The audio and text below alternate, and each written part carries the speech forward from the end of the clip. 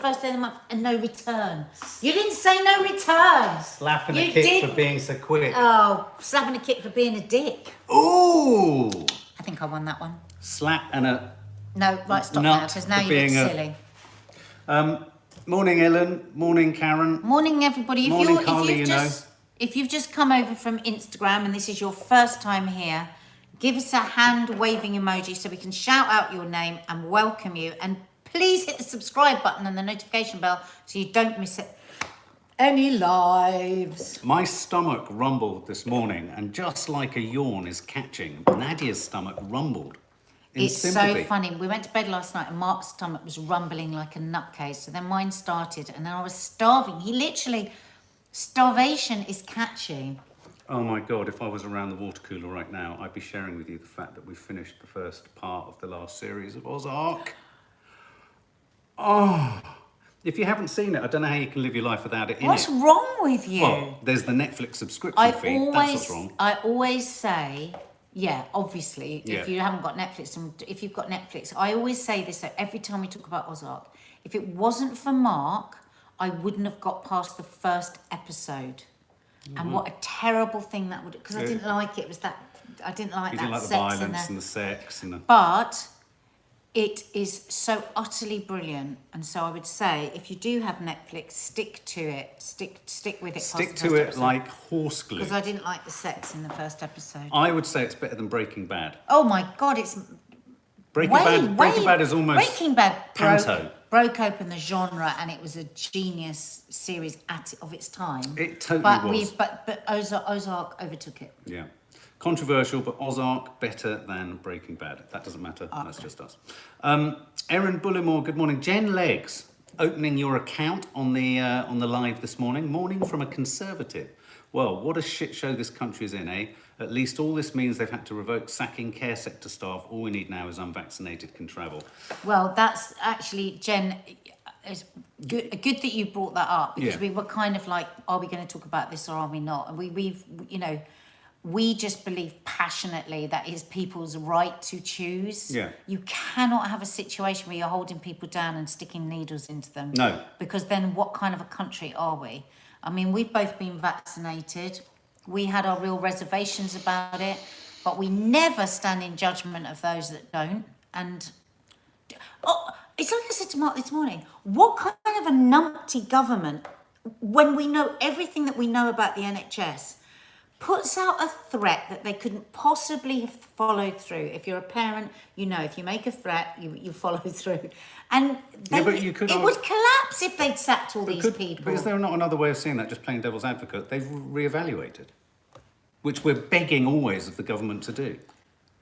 They've reevaluated, they've looked at the data, they've followed the science, they've talked to nurses, not. They've listened to GPs, probably not. But they've essentially established that it's a good thing. I think we want flexibility in thought.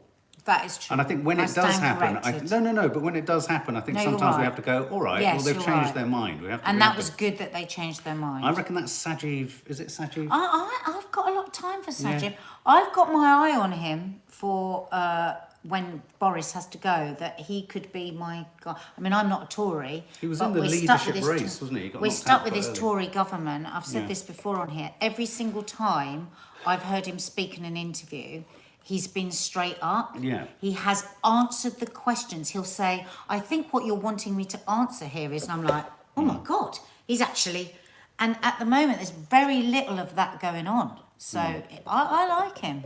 I don't like Rishi Sunak because I don't like that he's written off for £5 billion fraud debt. Yes, exactly. And raising everyone else's taxes. Exactly. Natasha Milchan, 5th day of COVID here. Happy to see you both. Oh, bless you. Through. And Emma B, you also have COVID. You I saw that you got tested positive yesterday. Hopefully it's a mild one. Tracy Stock, shame other people don't stand in judgment against the unvaxxed. I am due to medical and people still have a rant at me. I mean, I think you say shame other people do stand in judgment. Is that right? It is a shame. I mean, we don't know the reasons why people are unvaccinated. I just want to share with you as well, just a thought. What do you think of this? Did you see Boris Johnson's smirk when he was... So when someone was saying something, or when Keir Starmer or Ian Blackford was saying something, he looked like this.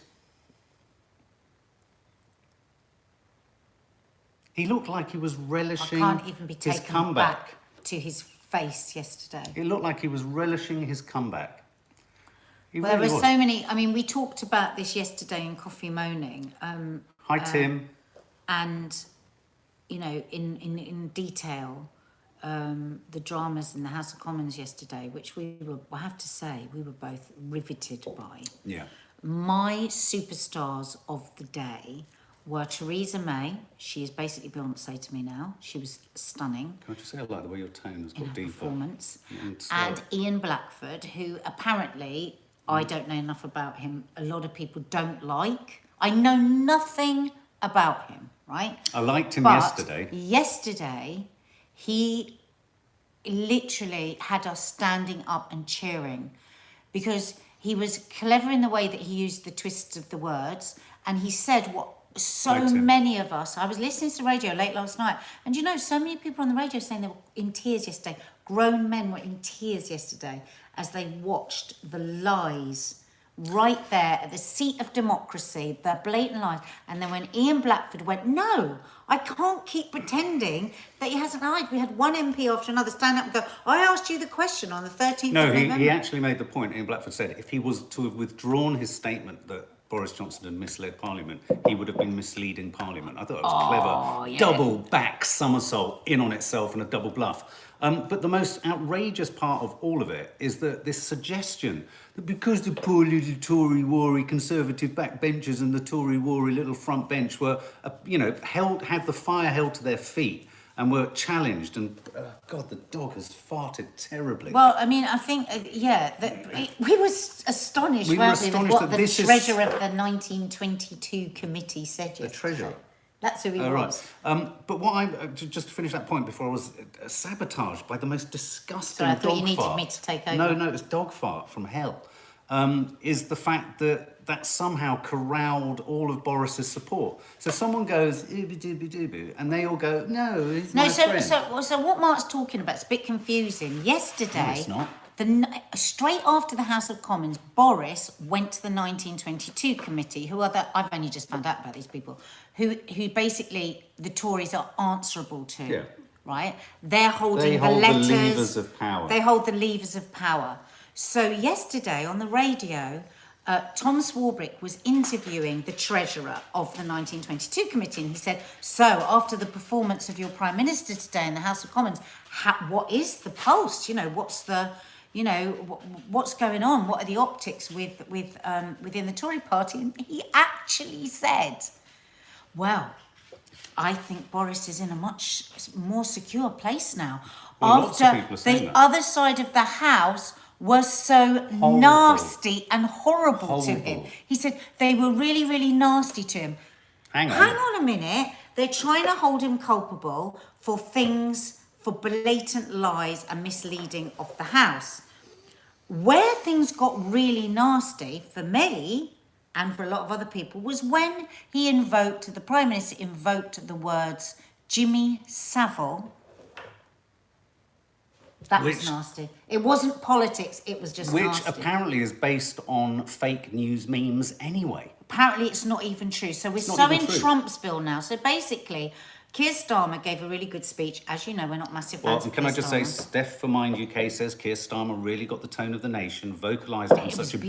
beautiful and reflective way. He made it very personal to hit the backbenchers. He wasn't nasty. He was so on point. It Yeah. was unbelievable. And do you Best know what? speech he's done. He didn't shout. He didn't thump the table. No.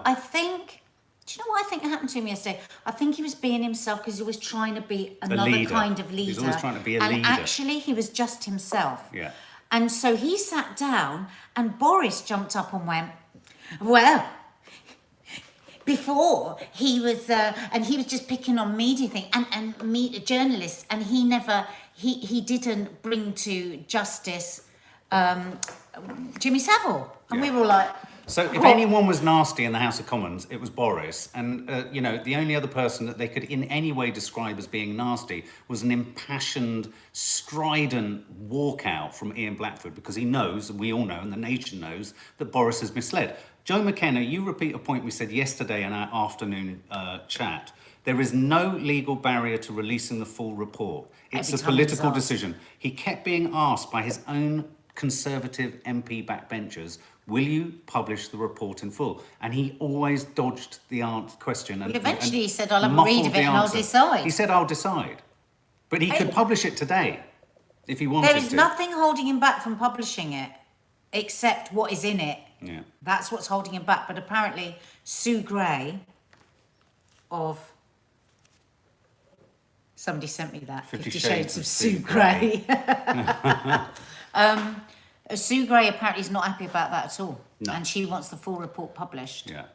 No, so So how are you feeling It was about a it, guys? mudslinging exercise. So who thinks, we like our little binary questions, who thinks he's going to hold on to power? Who thinks he's going to hold on to power? Doris, Lucy. Nadine Dorris was embarrassing. It's a meme. When she said, when she was being asked by Channel 4 News about the despicable, insult that Boris threw at Keir Starmer about what's his name? Jimmy Savile. Jimmy Savile. He was so dignified, wasn't he, Keir Starmer? He didn't pull any of the faces. No. He just sat and just looked at Boris. He didn't move a muscle because he must have just thought, well, that's all going to come out that's not true. I think there's a genuine sense across the House or in the opposition parties of disbelief that he's going to the lengths that he's going to. But Lee Peart is in the room. Lee. Hi, Lee. Have you seen the clip of Boris basically admitting on camera that his technique with the media is just to create so many holes, scandals and issues so it blinds them I heard all about this, and I they haven't never seen win? Yeah, it's like a scatter bomb effect, isn't it? Yeah. There are so many kind of missiles that fly out. One bit of the media goes there, they go there, and they all lose their impetus and lose their heat. That's totally what they do. I mean, don't forget, every MP is given the most intense media training. The college I went to years ago was the leading centre for media training for politicians. They give non-specific answers. They evade any Apart yes from or Sajid no's. Javid. They're not allowed to apologise. Yes. There's cabinet responsibility, which is where all the cabinet have to toe the party line, even if they disagree. There's all sorts of, the dark arts of being a politician. Look, just check out the thick of it. It wouldn't be so. In fact, it's not as funny because it's so true. And the thing is that time and time again, Boris said yesterday, this isn't what the public are interested in. They want me to get on with Ukraine and fuel crisis and all of that. It's like Mark said, it's so bloody insulting. We can think about 2 or 3 things at the same time. Yeah, we need that shit sorted out, but we also need to know whether we've got a liar and a cheat. Yeah. No, but I mean, at the helm. I think it's who really. seems to, run a piss up brewery. Piss up. What? Piss bottle, up in a brewery. sorry. Yeah, I mean, I think shut at the end up of the now. day, it's really frustrating that they assume we can't have more than one thought. You can have the Ukraine crisis and you can have this crisis, and they both can occupy our thoughts. Do you know what I mean? David Davis was on GB News this morning saying he needs to go. I know, but the problem with David Davis is he says that all the time. You need a politician to stand up that Bojo doesn't turn around and go, oh, well, we know you're going to say I that. looked a bit shaken with that chap yesterday. He says, you no longer enjoy my support. I didn't know who that chap was. Yeah. But he did look a bit, he really looked a bit shaken. Did He he? was worn out by the end of that. Oh, look, report in the Evening Standard, the disgraceful Met Police must be overhauled. Oh, they're the people who've put a halt to the... He just kept saying how wonderful the police were. We were like, yeah, we know they're wonderful for you. Yeah. They've got you out of this What mess. I actually get quite moved by are those Conservative backbenchers who you can tell are genuinely wanting to do the best for their constituents, genuinely wanting to do what's best for the country, who've taken on the responsibility of being a politician for serious, legitimate reasons, rather than, as I think Ian Blackford said, just a rush for power and holding power come what may. I mean, that's the only thing I can say about Theresa May, was that she wasn't holding the office because she, how much of there, in every leader is there an element of that? But I would say that it was lower down the pecking order for Theresa May. She wanted to get Brexit right. I mean, we all heard her, we want to get it done. But the thing is, and she was a better dancer than Boris. you've never heard anyone, even people that didn't like Theresa May, say anything other than she had this incredible sense of duty. Yeah. And I don't think he has a sense of duty. No. I think he has a sense of duty to himself and not to the country. Totally agree. And it's this pompous, patriotism that just seems shallow and empty to me. Whereas Theresa May, I think she felt like a good, honest, hard-working, dutiful person. And Ian Blackford was great with that yesterday when he said, you know, basically, Boris, you should look to Theresa May. Wouldn't it be great, though, if he did get hoisted by his own petard by Theresa May? Yeah, no, after what he did to Theresa May. Dorothy Clark, if Boris goes, who do we want to replace him and who will we get? I mean, that's, you know... At the moment, it would have to be Sajid for me. Okay. Well, who'd it be for you? I mean, what is wrong with Sajid? He's good, yeah. He's very a safe decent. pair of hands. You know, he came in and cares. he was like, you know, what's his name, Cockface before. All Cockface wanted to do was just lockdown, because it made it easier for him. Oh, you mean Handycock? Handycock. But Sajid, I really feel the decisions he makes with the NHS have been measured and considered. And you were right, you know, you said he's looked at the data, he's rethought, and he's, you know, he's U-turned on the NHS workers thing. Absolutely. So he seems like a decent person. Yeah, he does. I mean, how can we know? Yeah, we don't know. But I bet he's, you know, he might, there'll be at the something. end of the Well, day, he might... There'll be something we find out about him. he might be an Arsenal supporter, But which case... But what I Jesus. find really scary is when people say, better the devil we know. Because then you do move into dictatorships and you know, what are we... Is it really a democracy? When we say, hang on, don't get me started on that. We've had that conversation before. It's an absolute damp squib. I thought the leader of the Green Party was particularly strong as well. She was really eloquent. Really eloquent and clearly desperately moved and upset and distressed. I mean, this is the difference, is that there are a lot of politicians who feel things on an emotional, humanistic level. And I think the problem we all have with this government, and maybe this is the difference with Sajid a bit, is that... they don't appear to have any humanity. If they were to show humility, humanity, empathy, that would count for an awful lot. I think the British public respond warmly to warmth. We like warmth. We like to see... We're more than willing to forgive mistakes if they're dealt with in a sort of swift and apologetic manner. And I think the government has totally misread the sensibility of the entire every time. population. When he laughs and spits and like, you know, not spits, but because it appears to spit. Faith Goodman made a good point there. Why can't you be called a liar? What's the history? Because I think, given that if you lie in the House of Commons, it's you know, you can be sacked, or it can it's a major crime, essentially crime. You can't be making that accusation. Even I if it suppose has. if you could use the word lie, you'd be saying it all the time, and it's like it's got to have the gravitas. I mean, to for it example, there was a big push with Tony Blair, wasn't there, about the dodgy dossier? You know, I mean, in what sense had he lied when he came to the House of Commons and used it as kind of evidence? So I mean, you know what? I hate to say it, but I think Boris is going to rumble on. I think the strategy that Lee says is going to work. He's scatterbombing the media. There'll be something else. He's on the phone to Putin. I would pay money to be a fly in the ear of... What do you think he'll phone him on? A mobile or on a landline? Putin's got him on an open phone. He's got his feet his up on feet the up. table. He's got a caviar. beard. He's got all his mates around. He goes, I've got this plonker. You this know the one. plonker on the phone. All he can do is organise piss-ups. Listen, he's going to be on the phone. Listen to this. Yes. Yes. You're like, have you seen his hair? Yes. Cut off their gas. Remove their internet. Have you seen his hair? Is he having a laugh that we think that in any way Putin is going to listen to him? We must go to Salisbury. Go to Salisbury. He's got him on open, and everyone's listening and laughing. And laughing. And okay, so there's a big story today surrounding Whoopi Goldberg. And I was quite shocked and surprised to hear this. I haven't read it. I've just heard the top line on it. Well, the top line is that she allegedly, or she did say, that the Holocaust was not about race, but about man's inhumanity to man. I think it was about both. I was about to say, if she'd said the Holocaust was about race and about man's inhumanity to man, I think there wouldn't be such a backlash or potential backlash that's going to kick up. But she's since made an apology. She's made her exact words were, let's be truthful, the Holocaust isn't about race, it's about man's inhumanity to man, that's what it's about. When one of her co-hosts said the Holocaust was about white supremacy, Goldberg replied, but these are two white groups of people. Right. She then says, let's talk about it for what it is. It's how people treat each other.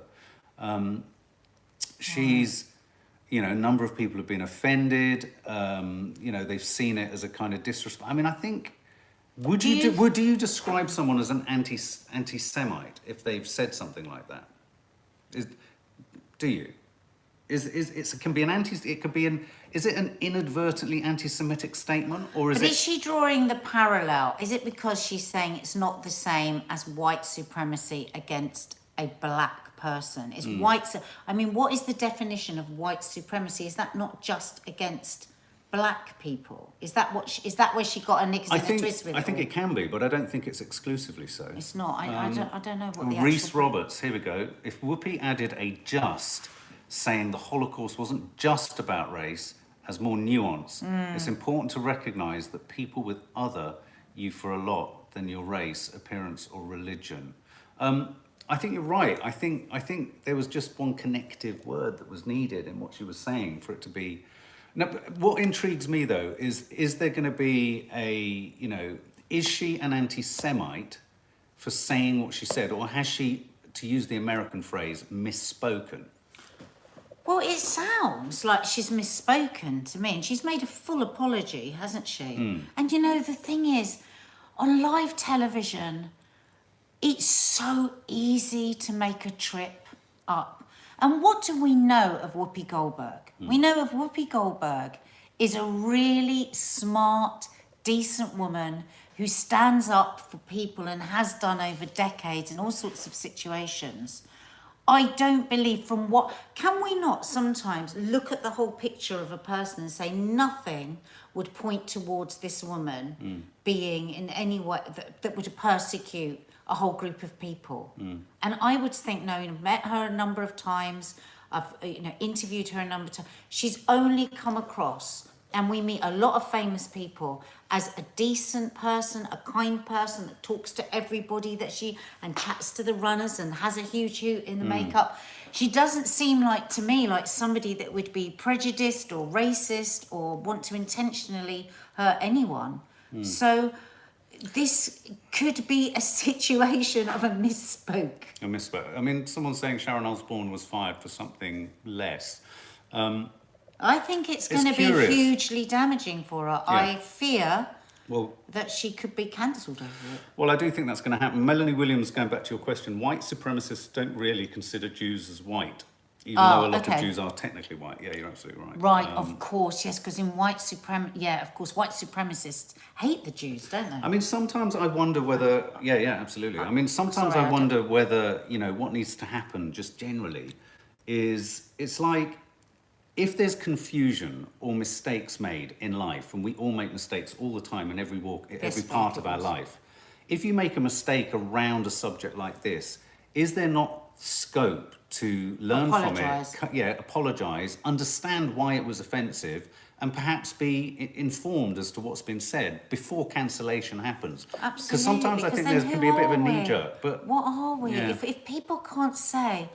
If she was saying today, if she was reconfirming that and kicking it to the back of the net and keeping on arguing about it, but she said, what is her actual apology? We should read her apology. She's apologised. And, we're going to get to the point where we can have no live situations, no live telly, no lives like this, nothing, because if you make a mistake... Yeah.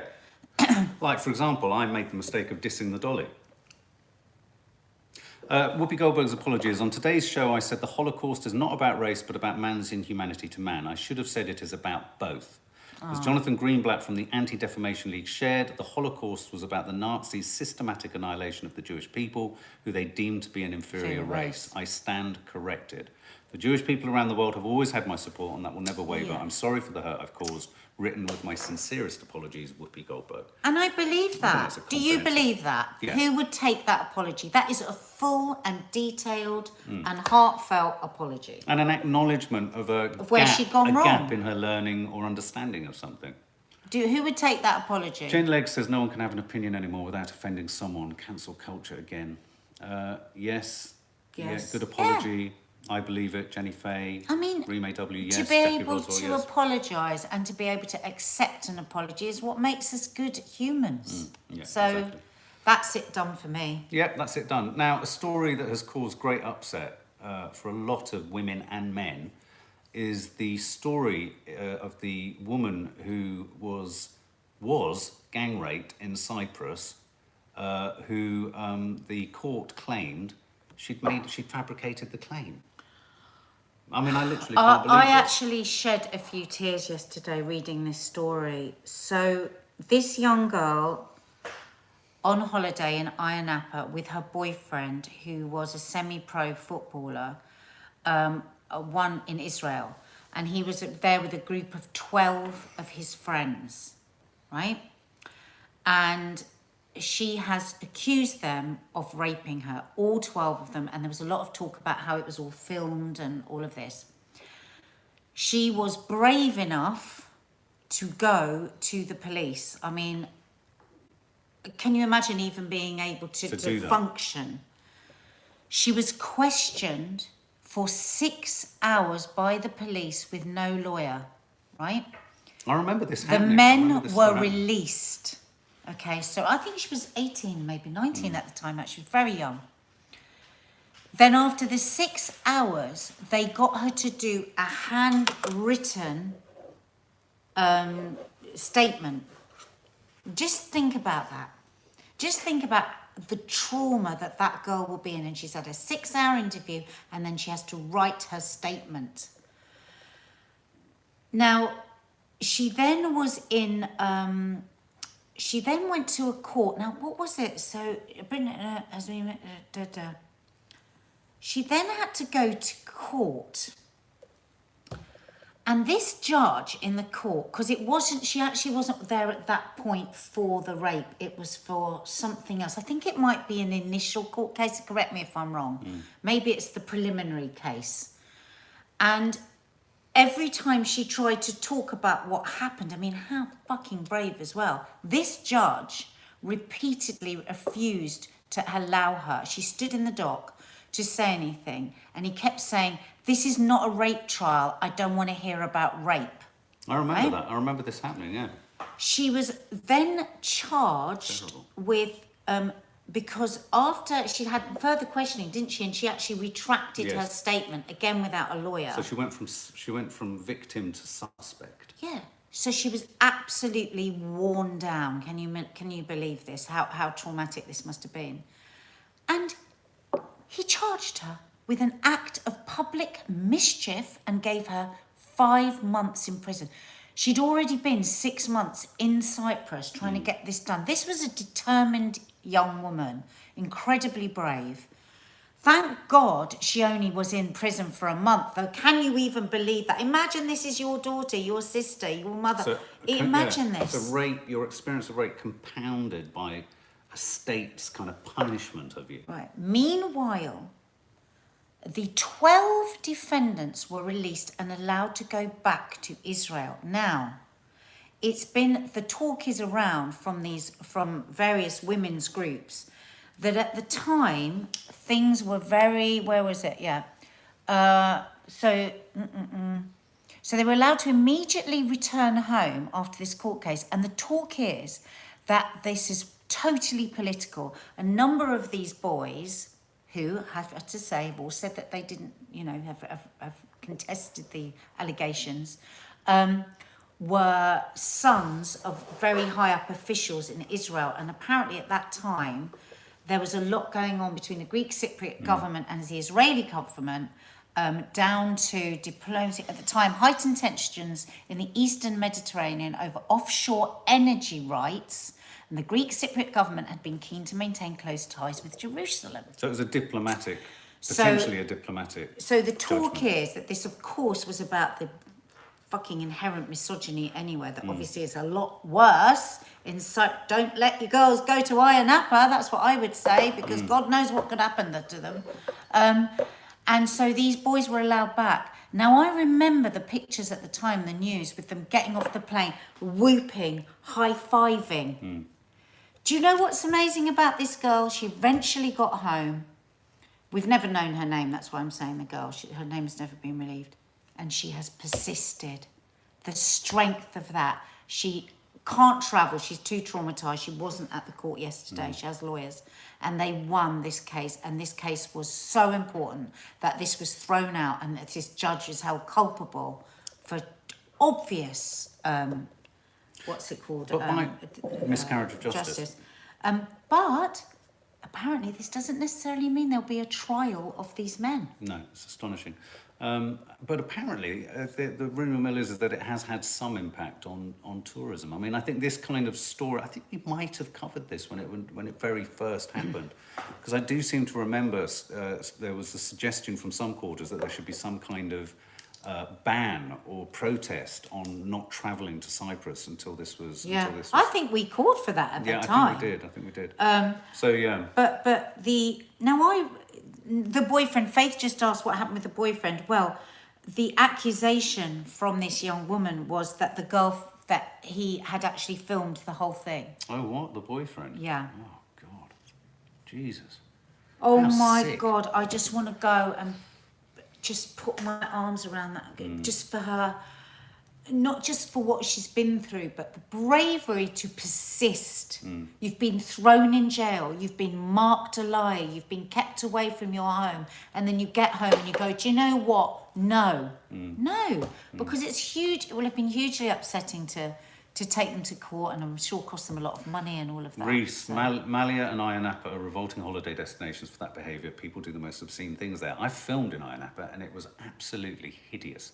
I mean, hideous in terms of what you could see potentially happening, or just the kind of the spirit of what was going on when, I mean, people getting so drunk. It was dangerous. It really was. Oh, poor girl. Well, yeah, that's a terrible story, potentially. Just done a quick search. I think the boyfriend accused of actually she's setting setting it. Oh, it yeah.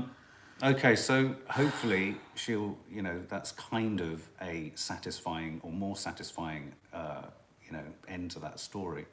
I just wanted to quickly say the word... And you can, definitely. I just wanted to quickly say the word Wordle. Does that mean anything to Right, anyone? well, God. Does it? I mean, apparently everyone's We've got to get into Wordle. Everyone's gone Wordle bonkers. Apparently, the New York Times has just bought the app or the whole game for Apparently, a seven-figure sum. Yeah, seven-figure. So, do any of you play Wordle? It's a 5-letter word challenge. That you then have to put in the right order. I don't get it. Tell us. I don't get it. Oh, I bet Lee does. I love Wordle. There you go. Lee loves Wordle. Lee, give us what Wordle means. What is Wordle? Why do you love Wordle? Convince us. Yeah, well, I don't even understand what it is. Is it like Countdown? Oh, you love Wordle?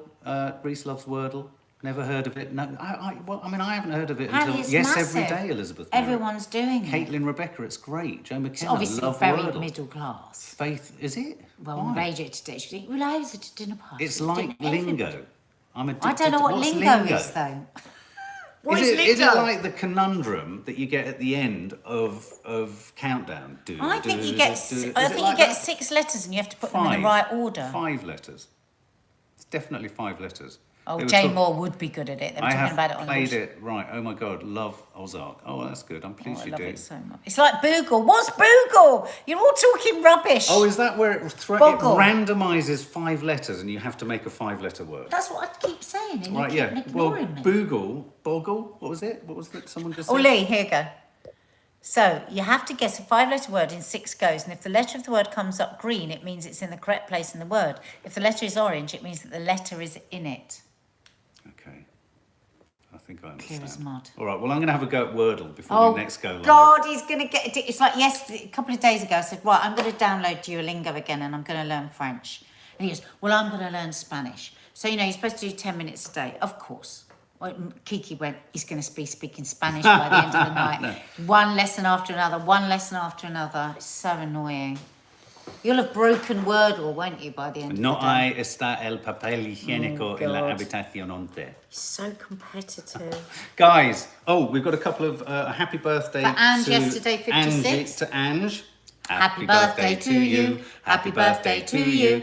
Happy birthday, dear Ange. Happy birthday to you. Ice Maiden UK. That was from Instagram. We don't know what your name is here, so happy birthday. to Ice Maiden UK. Happy birthday, birthday. Ice Maiden UK. Happy birthday, dear Ice Maiden UK. Happy birthday to you. You just go off on your own autonomous little route, Sorry, don't darling, you? it was So a one bit- can't sorry. keep up with Why you. don't you say- Louise Rollins, welcome. Louise Rollins, welcome. Welcome, Louise Rollins. And if you're wondering what we're doing, we do that to new family guests. So, yeah, if you're new to the channel, because I know lots of you have come over from Instagram today, we have this main part of the channel where we have our family reality show, movie reviews, TV reviews, loads goes on here. And then we have a private members area, which is 37 pence a week. And for that, you get extra content. Also, this week, we're running a competition that you can have a go at now, whatever point you join this week, to win a £50 John Lewis voucher. Just to make that a bit clearer, so it's a competition That was a little bit mansplaining. Well, I'm going to mansplain. So just undo that and start again. Okay. I'd like to just add a few further details to that. That's right. The competition was staged, or the question was asked, in this past Sunday's members area Very programme. fucking confusing. Okay? Yeah, very Why confusing. are you so So Wordle? the last No Name Sunday show is where we ask the question. So if you want to be in with a chance of winning now, you'll obviously have to become a member, and you have to leave the comment beneath the No Name Sunday show. Yeah, it's all of that information. Otherwise, they can't win Mark, it. I just started Yeah, saying but that if you want to join you're now. already confusing me.